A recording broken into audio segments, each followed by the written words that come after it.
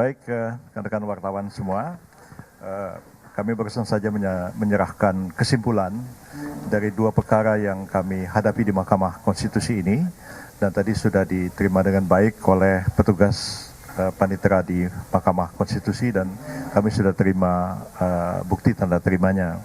Dan permohonan ini, kesimpulan ini akan diteruskan kepada Ketua Majelis Hakim Mahkamah Konstitusi sebagai bahan dalam rapat permusyawaratan hakim untuk memutuskan perkara ini yang insya Allah akan dilakukan pada tanggal 22 April yang akan datang.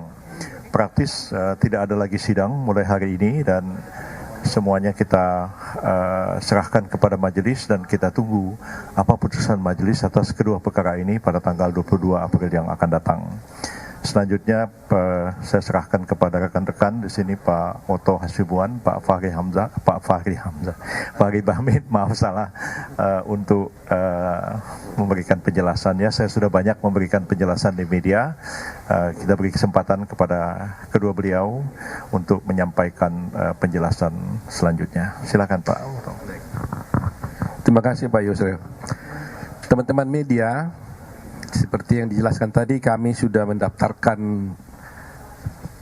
kesimpulan kami terhadap perkara untuk 01 maupun untuk 03. Ya, saya hanya ingin menyimpulkan saja, setelah berjalan perkara ini beberapa saat, kemudian sampai kepada kesimpulan, maka kita mendapatkan suatu hal yang terang dan jelas.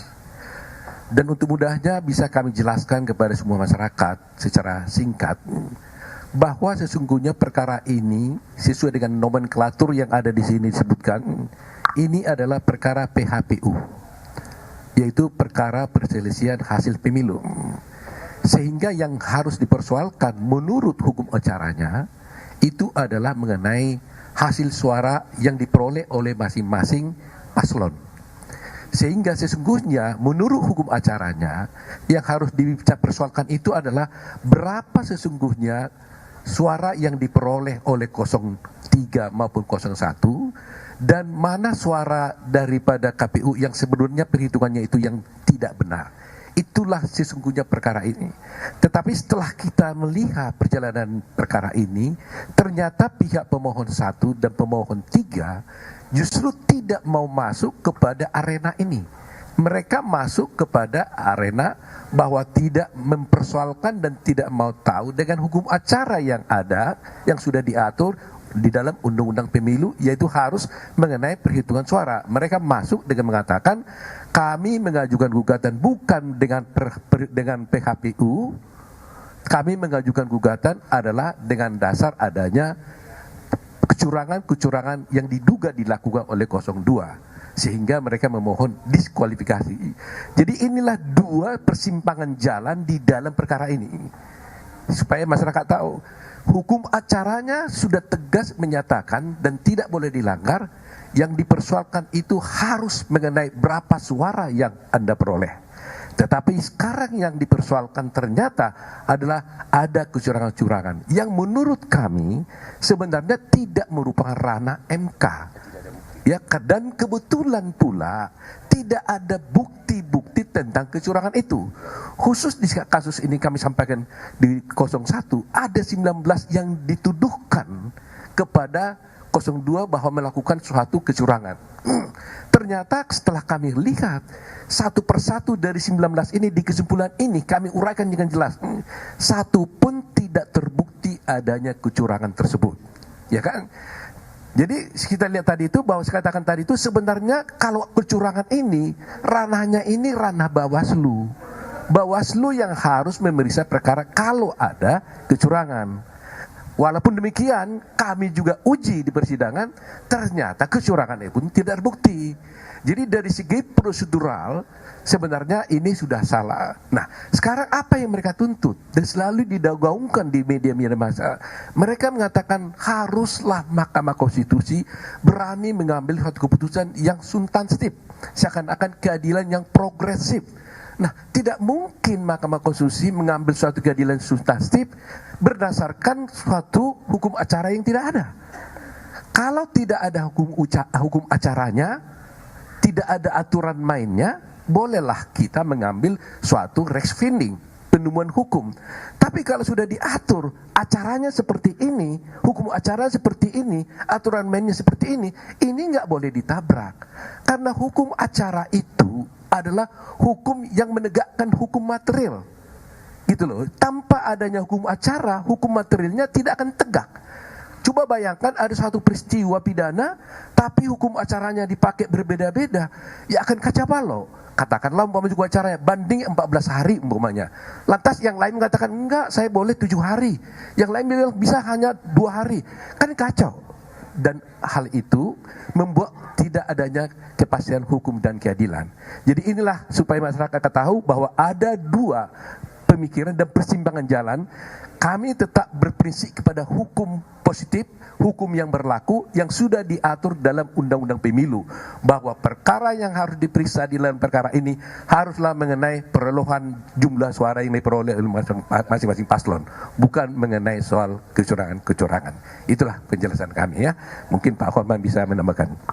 Sebelum di awal perkara ini, semua masyarakat mengatakan kok nggak imbang pengacaranya.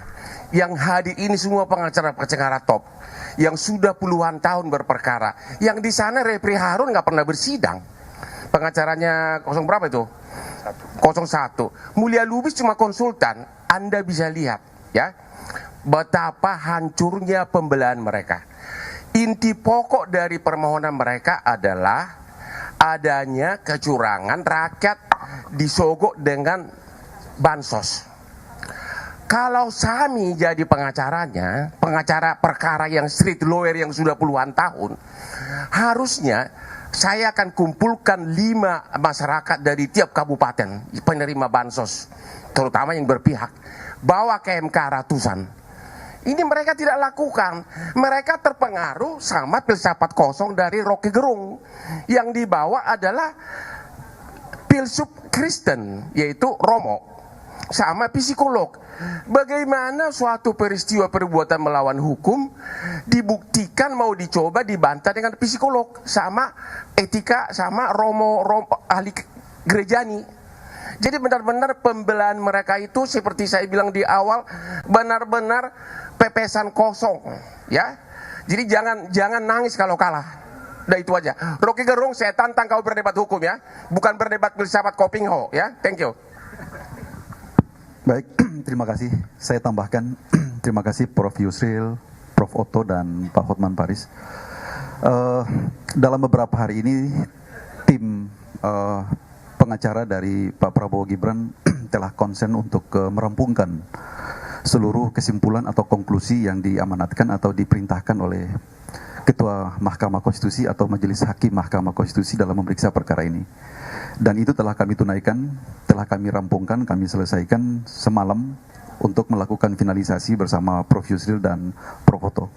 Hari ini secara formal telah kami sampaikan, kami masukkan di bagian kepanitraan untuk diteruskan kepada majelis dalam rangka sebagai bahan pertimbangan sekaligus referensi untuk melakukan RPH dalam membuat putusan Mahkamah Konstitusi yang insya Allah nanti akan dibuat atau dibacakan pada tanggal 22 April 2024. Itu yang pertama. Yang kedua, dalam permohonan dalam kesimpulan ini kami telah susun sedemikian rupa secara prinsip ya, kesimpulan yang dibuat itu tidak boleh keluar dari fakta-fakta persidangan yang terungkap selama persidangan berlangsung. Jadi tidak ada analisis baru, tidak ada fakta-fakta baru, ataupun kita mencoba untuk melakukan satu katakanlah memasukkan secara manipulatif bukti-bukti yang sebenarnya atau pada hakikatnya tidak pernah diperiksa oleh Mahkamah Konstitusi. Tapi semua itu kami rangkum ya sebagai satu refleksi atas fakta-fakta yang terungkap dalam persidangan. Itulah kami masukkan dalam satu konstruksi konklusi atau kesimpulan yang telah dimasukkan hari ini. Di dalam seperti disampaikan oleh Prof. Yusril maupun Prof. Otto tadi, di dalam kesimpulan itu tidak terlepas dari apa-apa yang secara objektif kita analisis berdasarkan fakta-fakta hukum. Fakta-fakta itu sebenarnya kita konstatir bukan saja dari versi pihak terkait, misalnya alat bukti versi pihak terkait atau ahli dari versi pihak terkait, tetapi keseluruhan alat bukti yang terungkap dalam persidangan, peristiwa, keadaan, situasi yang terungkap dalam persidangan itu dipotret secara sistematik melalui kesimpulan yang kami buat. Saya mengambil contoh misalnya, dalam kesimpulan itu kita juga mengutip pendapat ahli yang diajukan oleh pemohon. Misalnya ada satu ahli yang diajukan oleh pemohon adalah psikologi masyarakat, di mana dalam keterangan ahlinya itu disampaikan tingkat penerimaan dan tingkat penerimaan dan keterpilihan Pak Prabowo itu sebenarnya didasarkan kepada 3 hal. Yang pertama, 2 kali pernah menjadi calon presiden dan 1 kali menjadi calon wakil presiden. Sehingga dengan demikian pemahaman itu, keterpilihan itu dan preferensi politik itu menjadi merata di seluruh negara kesatuan Republik Indonesia. Itulah yang sebenarnya menjadi sandaran kenapa sampai masyarakat menentukan pilihan dan preferensi politik kepada Pak Prabowo. Yang kedua, misalnya tentang mengaktifasi seluruh fitur-fitur kekuasaan dengan penunjukan PJ-PJ kepala daerah sebagai satu cawe-cawe atau penyalahgunaan kekuasaan yang terkoordinasi yang dilakukan oleh Presiden Jokowi misalkan sebagai salah satu upaya untuk mendongkrak keterpilihan Pak Prabowo. Itu terbantahkan secara faktual dalam persidangan itu. Misalnya ada ahli yang kami ajukan mampu menjelaskan bahwa dari 24 kepala daerah yang ditunjuk atau melalui instrumen PJ itu 23 diantaranya adalah PJ di Provinsi Aceh. Tetapi faktanya Pak Prabowo kalah di Provinsi Aceh. Itu menandakan bahwa fakta-fakta persidangan itu mampu kita mengkonstatir berangkat dari apa yang telah disampaikan dan diterangkan di depan persidangan, dan itu yang kami masukkan sebagai salah satu kesimpulan atau mengkonstatir peristiwa-peristiwa itu dalam kesimpulan kita. Jadi kesimpulan ini tidak boleh kita memasukkan banyak hal atau informasi baru, tetapi harus merangkum dari apa yang pernah terjadi dalam persidangan itu sendiri. Semua itu telah dianalisis secara baik dan benar, kemudian telah disampaikan dalam satu kesimpulan yang betul-betul sistematik, kurang lebih 70-80 lembar sudah kami sampaikan. Yang di dalamnya itu adalah bagaimana mematahkan seluruh argumentasi, dalil ataupun alibi yang dikemukakan oleh para pihak, ya, pemohon 01 maupun 03, dan tentunya kita akan telah memasukkan seluruh fakta-fakta itu menjadi penguat atau menjadi penguat daripada argumentasi konstitusional kita untuk bagaimana membantah seluruh dalil-dalil itu. Itu prinsip yang kedua. Yang ketiga, seperti disampaikan tadi, secara konteks ada 2 hal pokok. Yang pertama, dari aspek formil seperti diterangkan oleh Prof. Otto tadi, bahwa memang permohonan ini sesuatu yang tidak ada dalam template hukum acara Mahkamah Konstitusi, sama sekali tidak ada yang seperti itu modelnya. Dan secara substansial, ya, seluruh dalil-dalil yang mereka kemukakan itu gagal dibuktikan di depan persidangan. Kenapa kami katakan gagal? Karena memang tidak ada satupun yang mampu membangun satu konstruksi kausalitas atau irisan yang berkaitan dengan peristiwa ini kan dengan apa yang dimohonkan. Itu sama sekali tidak kompatibel dengan apa-apa yang sudah terungkap dalam persidangan. Dengan demikian, permohonan ini atau kesimpulan ini kami tegas mengatakan misalnya dalam eksepsi agar menolak seluruh permohonan pemohon itu tidak dapat diterima, karena memang inkompetensi dari Mahkamah Konstitusi. Jadi kompetensi absolutnya MK tidak berwenang untuk mengadili hal-hal yang dimintakan oleh para pemohon itu, karena memang di luar daripada ketentuan hukum acara, dan itu juga telah sejalan dengan apa yang diterangkan oleh para ahli yang kami hadirkan maupun para pihak hadirkan, ya, pemohon maupun pihak termohon tentunya. Dan yang ketiga, secara pokok perkara telah kami kemukakan juga, kalau sejalan dengan hukum acara maka kami minta untuk mahkamah menolak seluruh permohonan pemohon. Dan yang kedua adalah menetapkan atau mensahkan keputusan KPU 360 tentang pengesahan hasil Pilpres dan Pileg di seluruh Indonesia, dan tentunya menetapkan permohonan perolehan suara yang benar menurut pihak terkait. Apa perolehan suara yang benar? Yaitu tadi apa yang ditetapkan oleh KPU, ya, Prabowo misalnya mendapatkan 96.000 juta sekian, kemudian secara berurutan sampai dengan pasangan 03 dan seterusnya. Nah, itulah sebenarnya prinsip-prinsip pokok dari kesimpulan ini yang telah kami ajukan, semoga saja ada manfaatnya. Dan yang terakhir, bahwa perkara ini harus ada akhirnya. Kita dalam berdemokrasi ini, dalam bersengketa, ya, dalam soal-soal konstitusional seperti ini, kita terikat dengan asas litis finiri oportet, bahwa perselisihan itu harus ada akhirnya. Sehingga dengan demikian pada tanggal 22 April nanti ketika Mahkamah Konstitusi telah memberikan putusannya, maka itu merupakan satu produk konstitusional yang harus diterima oleh semua pihak, karena pada hakikatnya persidangan ini telah dilangsungkan secara terbuka, secara partisipatoris, seluruh pihak bisa menyaksikan secara terbuka, prinsip-prinsip audi et alteram partem ditegakkan secara benar, prinsip-prinsip imparsialitas daripada Mahkamah Konstitusi diperlihatkan secara terang benderang, sehingga dengan demikian putusan itu harus dipandang sebagai putusan yang kredibel, yang mempunyai nilai konstitusional untuk menyelesaikan sengketa ini. Demikian dari kami, terima kasih. Kesimpulannya, ya, kesimpulan kami hari ini, satu, menjawab tuduhan tentang bansos. Itu kami patahkan. Bansos itu perintah undang-undang, bukan perintah Jokowi, dan sudah didukung oleh Pak Menteri. Bansos gugur, bahkan tidak ada satupun saksi mereka yang yaitu warga pemilih yang memilih gara-gara disogok bansos, tidak ada. Itu satu. Yang kedua tentang Gibran, putusan Mahkamah Konstitusi nomor 90 berlaku sejak diucapkan, ya, sehingga tidak perlu menunggu perubahan peraturan KPU karena berlaku otomatis sebagai hukum positif, sehingga pencalonan presiden cukup dengan salah satu syaratnya pernah jadi kepala negara. Gugur yang kedua, kepala daerah, udah tua gue ini, gara-gara Robi Gerung ini, Rocky Gerung. Yang ketiga, gugur lagi dalil mereka tentang Sirekap. Ya, itu yang kita jawab di kesimpulan. Sirekap kata KPU tidak dipakai sebagai dasar perhitungan final suara, jadi tidak relevan. Gara-gara itu saya ditegur sama hakim, padahal itu benar banget yang apa yang gua ngomong. Yang terakhir tentang TSM, tentang penjabat kepala daerah. Ternyata MK pun sudah pernah memutus tentang penjabat kepala daerah dan mengetahui bahwa penjabat kepala daerah itu ada, tidak pernah ditolak. Ya, jadi semuanya gugur, mereka punya tuduhan-tuduhan. Ya, terima kasih. Ya, ditambah Bang Yuri, tambah sendiri. Terima kasih Bang Fahri. Kesimpulan ini merupakan rangkaian akhir daripada persidangan sebelum menuju kepada putusan. Apa yang kami lakukan, apa yang kami capture di dalam persidangan itulah yang kami tuangkan. Beberapa tadi yang disampaikan oleh para senior, yang mungkin yang belum disampaikan adalah bagaimana narasi-narasi dan fakta-fakta yang diungkapkan ketika para pihak pemberi keterangan itu dihadirkan oleh MK, oleh Hakim MK. Di situ ada Menteri Menko, ada Menteri juga, Menteri Keuangan, Mensos, dan juga ada DKPP dan segala macam. Keterangan-keterangan mereka itulah yang menjadi terang, yang memberikan suatu fakta dan mematahkan seluruh argumen baik oleh pemohon 01 maupun pemohon 03. Dan juga sebagai terakhir, di bulan yang baik ini kami atas nama tim pembela Prabowo Gibran kami mengucapkan minal aidin wal faizin, mohon maaf lahir dan batin. Kami mengucapkan terima kasih banyak kepada seluruh rakyat Indonesia yang telah menyaksikan dan mengawal perjuangan kami di Mahkamah Konstitusi ini. Kami berharap dan kami meyakini bahwa memang apa yang telah kami sampaikan, kami argumentasikan dan kami sajikan fakta-fakta di persidangan ini akan membuat hasil yang baik, dan Prabowo dan Mas Gibran akan menjadi presiden dan wakil presiden 2024-2019.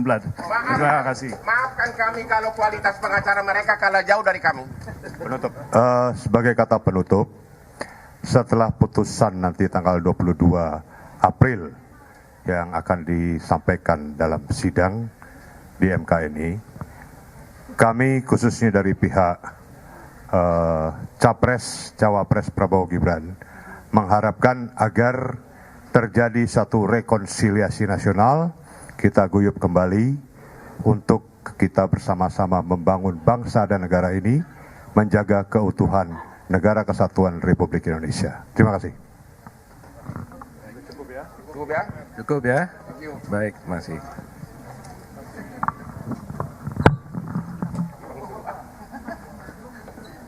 Kesimpulan. Pengacara Gutierrez mulai jadi pengacara pertama.